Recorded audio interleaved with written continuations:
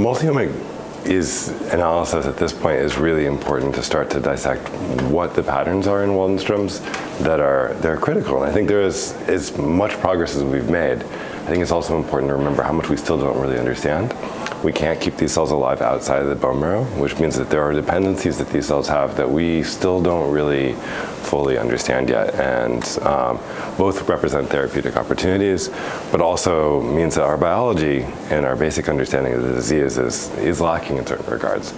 And these multi-omic approaches are actually starting to peel this back. And every time we take a step forward, we get a little bit closer to really understanding what makes this disease work, how it evolves. There's been a lot of work in this meeting talking about how Waldenström moves from early IgM-MGUS to smoldering Waldenströms to symptomatic, what those gene changes are.